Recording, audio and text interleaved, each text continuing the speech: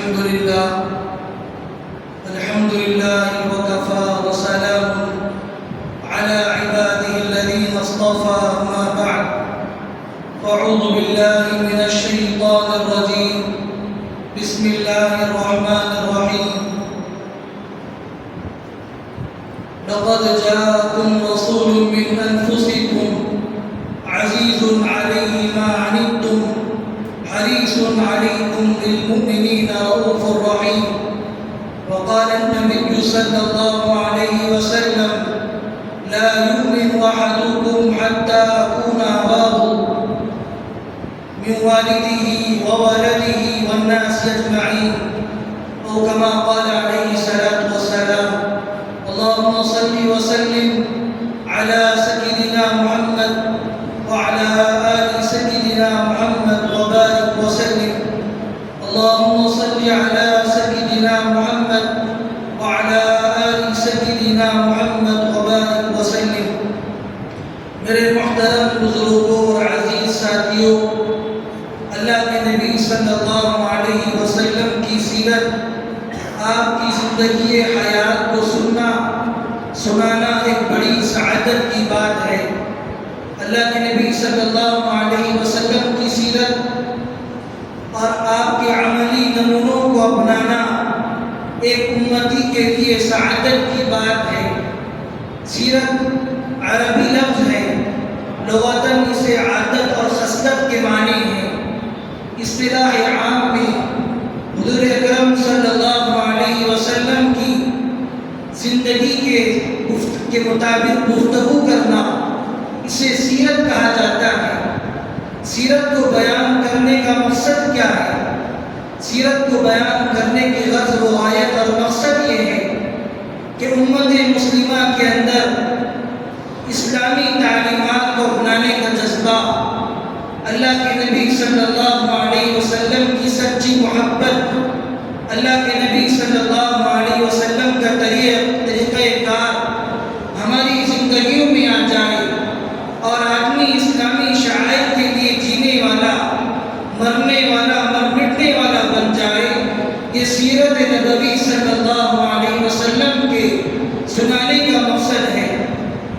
چنانچہ اللہ کے نبی صلی اللہ علیہ وسلم کی سیرت کو، حیات طیبہ کو قرآن مجید نے اسوہ حسنہ کہا، یعنی آپ سارے عالم کے لیے، پوری امت محمدیہ کے لیے ایک لیڈر اور ایک نمونہ ہے۔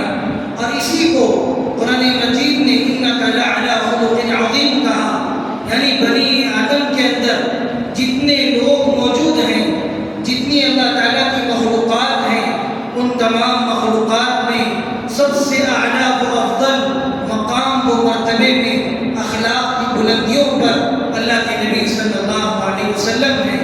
اس کا خلاصہ کلام لب لبا ام المؤمنین حضرت عائشہ رضی اللہ عنہا یوں بیان کرتی ہیں، کان خلقہ القرآن، سارا کا سارا قرآن اللہ کے نبی صلی اللہ علیہ وسلم کے اخلاق ہیں۔ اس حدیث کی تشریح میں علماء محدثین نے یوں بیان فرمایا کہ الف لام میم سے لے کر سورہ ناس تک والناس تک جتنے فضائل اور جتنے اخلاق حمیدہ قرآن مجید کے اندر بیان کیے گئے، وہ تمام کے تمام اخلاق حمیدہ سے اللہ کے نبی صلی اللہ علیہ وسلم متصف تھے۔ جتنے اوصاف اعلیٰ کردار بیان کیے گئے، وہ تمام اعلیٰ کردار اللہ کے نبی کے اندر موجود تھے۔ اسی لیے کہا گیا وَإِنَّكَ لَعَلَىٰ خُلُقٍ عَظِيمٍ، یعنی آپ تمام انسانوں میں عظیم اخلاق والے ہیں، آپ بلند مقام والے ہیں، بلند اخلاق والے ہیں۔ چنانچہ میرے عزیز دوستو، یوں بھی کہا گیا کہ اگر کوئی آدمی قرآن مجید کی تلاوت کرتا ہے، دوران تلاوت قرآن مجید کے اوامر، قرآن مجید کے نواہی کو سرے سے جائزہ لیا جائے اور یہ ذہنی نقشہ بنایا جائے کہ اس پر مکمل عمل کرنے والی اگر کوئی شخصیت تھی، یا اگر کوئی مکمل اس پر عملی جامہ اگر پہنانے والی اگر کوئی جامع شخصیت ہے، تو اللہ کے نبی صلی اللہ علیہ وسلم کی جامع شخصیت ہے۔ اسی لیے کہا گیا قرآن مجید کا عمل یہ عبارت و متن ہے. قرآن مجید کی عبارتیں تلاوت ایک عبارت لفظی اور متن ہے، اور اس کی عملی تفسیر اللہ کے نبی صلی اللہ علیہ وسلم کی سیرت ہے. اللہ کے نبی صلی اللہ علیہ وسلم کی سیرت ایسی ہے جیسے قرآن مجید کے عجائبات اور اسرار کبھی ختم نہیں ہو سکتے. اسی طرح رسول اللہ صلی اللہ علیہ وسلم کے سیرت میں پائی جانے والے مختلف شعبہ جات میں پائے جانے والے عجائبات اور اسرار کبھی ختم نہیں ہو سکتے. اسی لیے ایک مفہوم کے طور پر یوں بہترین جملہ کہا کہتا ہے وہ رسول اللہ صلی اللہ علیہ وسلم کی زندگی بتلاتی ہے، اور جو رسول اللہ کی زندگی بتلاتی ہے وہ قرآن کا کہا ہوا ہے. قرآن اور سیرت دونوں ایک ہے. چنانچہ اللہ کے نبی صلی اللہ علیہ وسلم کا جو مقام و مرتبہ، اللہ کے نبی صلی اللہ علیہ وسلم کی جو سیرت ہے، اس کا مقام اور اس کا بلندی مقام کو کوئی انسان بھول نہیں سکتا. اس لیے حضرت حسان بن ثابت رضی اللہ عنہ نے ایک بہترین عربی جملہ کہا، وَأَحْسَنُ مِنْكَ لَمْ تَرَ قَطُّ عَيْنِي وَأَجْمَلُ مِنْكَ لَمْ تَلِدِ النِّسَاءُ. آپ صلی اللہ علیہ وسلم سے زیادہ حسین میری آنکھوں نے کبھی نہیں دیکھا. اللہ کے نبی صلی اللہ علیہ وسلم سے زیادہ خوبصورت کسی ماں نے نہ جانا. وَبَرًّا مُبَرًّا مِنْ كُلِّ عَيْبٍ، یعنی اللہ کے نبی صلی اللہ علیہ وسلم ہر عیب سے مبرّہ ہیں، ہر عیب سے پاک ہیں.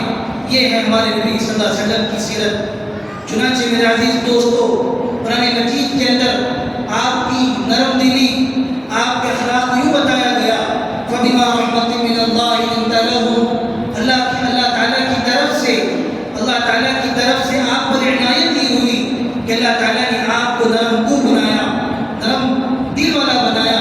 وَلَوْ كُنْتَ فَظًّا غَلِيظَ الْقَلْبِ لَانفَضُّوا مِنْ حَوْلِكَ، اگر آپ سخت دل ہوتے، آپ کی گفتگو سخت ہوتی، تو یہ جو وحشی لوگ ہیں، یہ جو بدکردار لوگ ہیں، جو ہر بات پر تلوار نکال کر دشمنیوں میں اپنی زندگی گزارتے ہیں، یہ کبھی آپ کے قریب نہ آتے.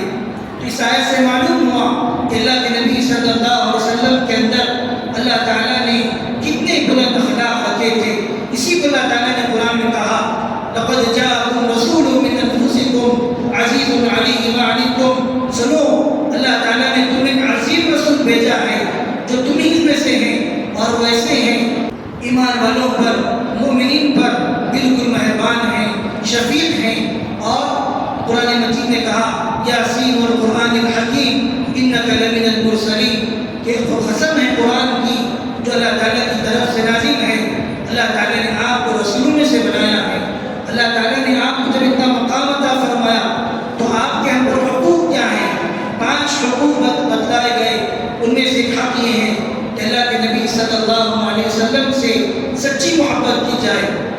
والا صاحب ایمان اس وقت تک نہیں ہو سکتا جب تک تمام لوگوں میں، اس کے اولاد، اس کی خاندان، تمام انسانوں میں جتنے لوگ ہیں، ان تمام لوگوں میں سب سے زیادہ عزیز میں نہ بن جاؤ. اسی کو رسول اللہ صلی اللہ علیہ وسلم نے کہا، انا اولیٰ بکل مؤمن من نفسی. اللہ تعالیٰ نے ہر مومن کی جان سے زیادہ، اس کی عزت سے زیادہ مجھے قریب بنایا ہے. اس لیے میرے عزیز دوستو، ضرورت ہے کہ اللہ کے نبی صلی اللہ علیہ وسلم کی سیرت کو مکمل اپنانے کی کوشش کی جائے. آپ کے طریقے تعلیم کو آنکھوں سے لگایا جائے، آپ کی سیرت کو اپنایا جائے، آپ کے طریقے کار پر عمل کرنے کی پوری کوشش کی جائے.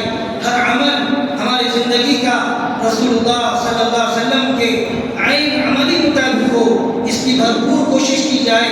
جب ہماری زندگی رسول اللہ صلی اللہ علیہ وسلم کے طریقے کے مطابق ہوگی، اللہ کے نبی صلی اللہ علیہ وسلم کے بتائے ہوئے راستے کے مطابق ہوگی، جیسے صحابہ نے آپ کے ایک ایک فرمان پر ساری زندگی نچھاور کر دی، آپ کے ایک ایک فرمان پر اپنی ساری زندگی کو لگا دیا.